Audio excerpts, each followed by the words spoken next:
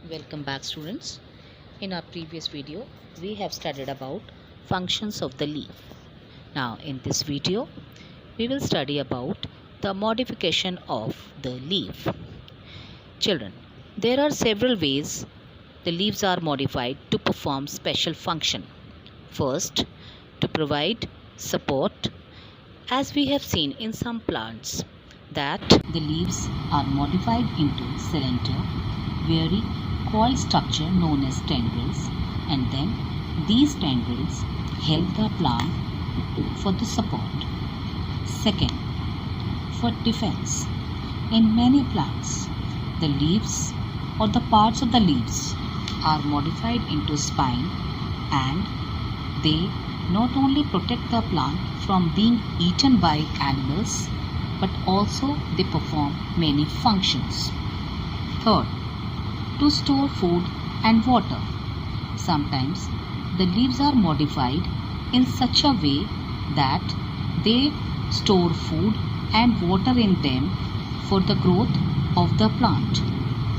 Next, for nutrition.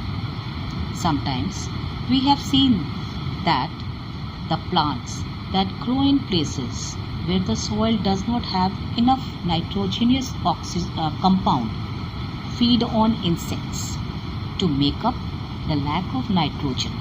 The leaves of such plants are modified to trap insects. We have examples of pitcher plant. Next, for vegetative propagation.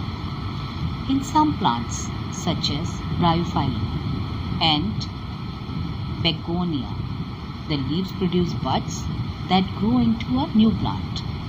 Now children, let's discuss and study about the flower. As we know, the flower is a reproductive part of a plant and its function is to produce fruits and seeds. Now, there are many parts of a flower, students. Basically, the flower has four main parts.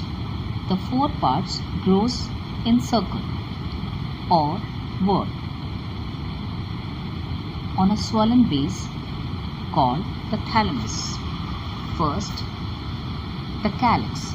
It is the outermost whorl. It consists of sepals which protects the flower when it is a bud and it is of green petal. Second, the corolla. It is a second whorl and it goes inside the calyx and it consists of petals which protect the reproductive whorl at the bud stage. Third, we have androecium. It consists of stamens, filament and anther. Anther bears pollen. And next is gynoecium, also called pistil, and it is the fourth and the innermost whorl of a flower, and it consists of one or more carpels. Carpels consist of ovary, style and stigma.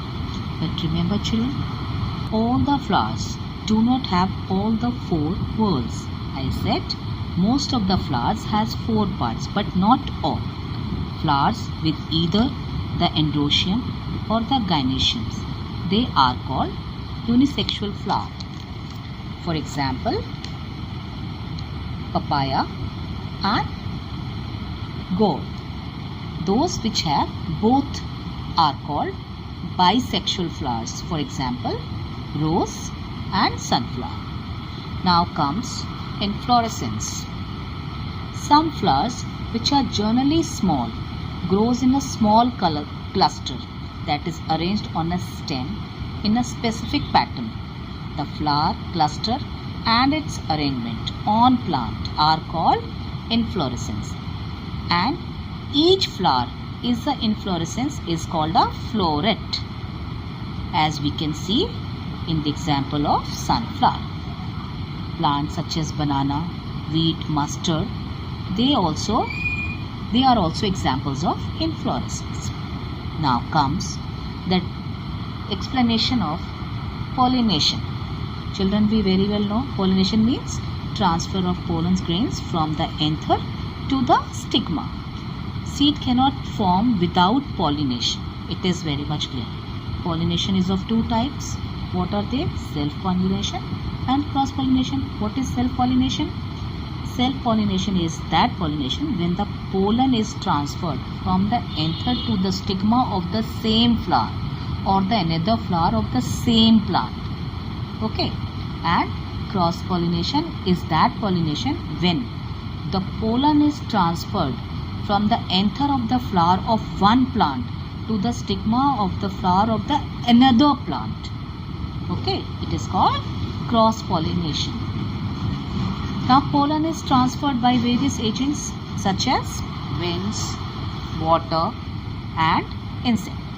Now, what is wind pollination? In some flowers, pollen is carried by wind.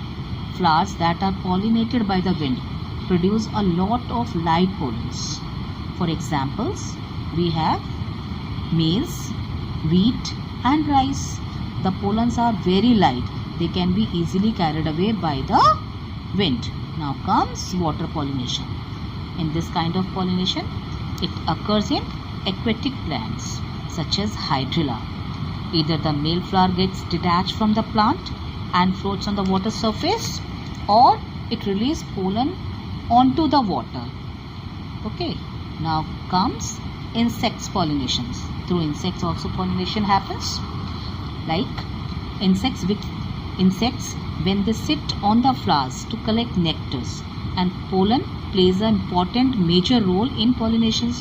When an insect sits on a flower, it may brush against the anther. The pollen then stick to the insect. When the insect visits another flower, the pollen cling to its body, may come into contact with the stigma of that flower and get deposited on it, as we can see in the examples of sunflower, banyan and marigold. Okay students, let's study about fertilization. First, let us understand what is fertilization means. Fertilization is the process by which a male cell unites with a female cell to produce a single cell from which a new individual grows. And in plants, fertilization takes place after pollination.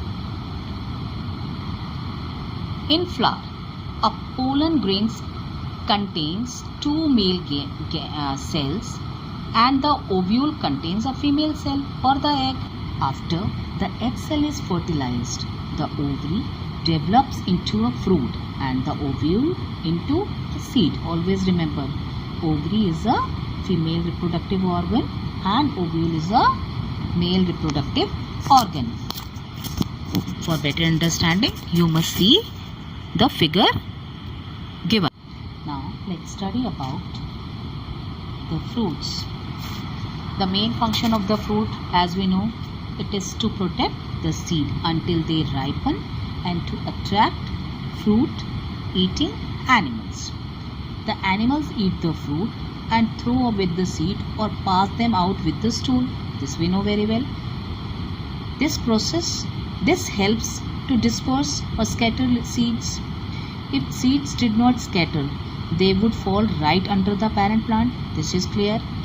The new plants would then compete with the parent and with each other for the space, water and air, just because if they'll grow immediately under the plant, obviously they'll fight with each other for the space, water, air and light. Now we know fruit has two parts, which are they? The pericarp and the seed. What is pericarp? The pericarp develops from the wall of the ovary and is divided into three parts. What are three parts? Epicarp, mesocarp and endocarp. What is epicarp? It is the outer skin that protects the inner part of her. And mesocarp, it is the fleshy middle part. And endopart, it is the innermost part that protects the seed. And it is often very hard, stony and papery. Fruits, basically, they are of two types, fleshy and dry. In fleshy fruits such as mango, tomatoes, we can eat both the parts like mesocarp and endocarp, just because both the parts they are fleshy. But it is not in the case of dry fruits, just because it is often not possible to distinguish between the three layers of the pericarp, as they are fussed with each other so well. There are two kinds of fruits. One is false fruit and other is true fruits. What are false fruits? The fruits that develop not only from the ovary but from the other part as well. They are called false fruit. And true fruits? True fruits are the fruits that develop only from the ovary. For example, mango, cherry and maize.